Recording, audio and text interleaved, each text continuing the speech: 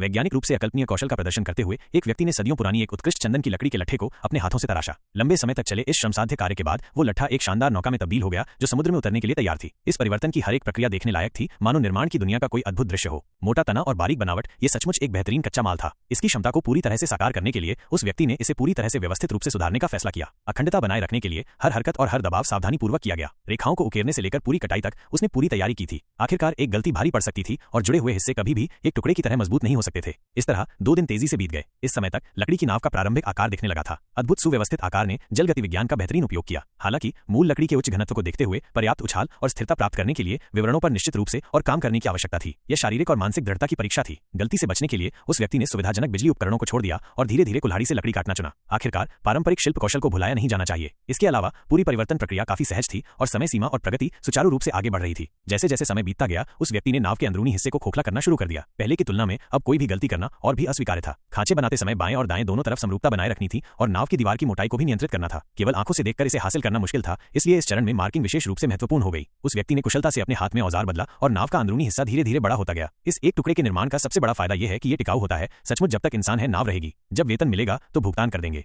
जब नाव का मुख्य भाग लगभग पूरा हो गया तो उस व्यक्ति ने सहायक नाव का निर्माण शुरू कर दिया। आखिरकार समुद्र में लहरें उग्र होती हैं और उनकी मदद से ही प्रतिदिन हजारों मील की यात्रा करना संभव होगा। इस चरण में सहायक नाव के आकार के अलावा उन्हें एक साथ कैसे जोड़ा जाए यह भी बहुत महत्वपूर्ण है। स्टील के कीलों से फिक्सिंग निश्चित रूप से काम नहीं करेगी। लकड़ी के डॉवेल और छेद वाली कनेक्शन विधि का उपयोग करना होगा। बेशक स्टीयरिंग व्हील भी अपरिहार्य था। इस पतवार के साथ यह आपको कहीं भी ले जा सकती है और कहीं से भी वापस ला सकती है। मूल लकड़ी के बीच कनेक्शन और फिक्सिंग अभी भी समान है। यह विधि न केवल बाद के रखरखाव के लिए सुविधाजनक है बल्कि उपयोग की प्रक्रिया में यह और भी मजबूत होती जाएगी। लकड़ी की नाव की प्रणोदन प्रणाली भी बहुत महत्वपूर्ण है। इस पाल के जुड़ने का मतलब है कि नाव में असीमित शक्ति है। अब सब कुछ तैयार है और विवरणों को पूरा करने के बाद यह लगभग पूरा हो जाएगा। जैसे नाव की डेक और किनारों को पूरी तरह से व्यवस्थित करना होगा। समुद्र के पानी के सीधे संपर्क में न आने वाले हिस्सों को सीधे स्टील के कीलों से मजबूत किया जा सकता है, जबकि अन्य हिस्सों के आकार को नियंत्रित किया जाना चाहिए। जब सभी भागों को व्यवस्थित रूप से इकट्ठा किया गया तो पूरी तरह से हस्तनिर्मित लकड़ी की नाव का निर्माण पूरी तरह से समाप्त हो गया। उत्कृष्ट सुव्यवस्थित डिजाइन ने साधारण और स्पष्ट शैली को एक अलग ही साधारण विलासिता में बदल दिया। उत्कृष्ट स्थिरता और सुरक्षा के अलावा इसकी गति भी अविश्वसनीय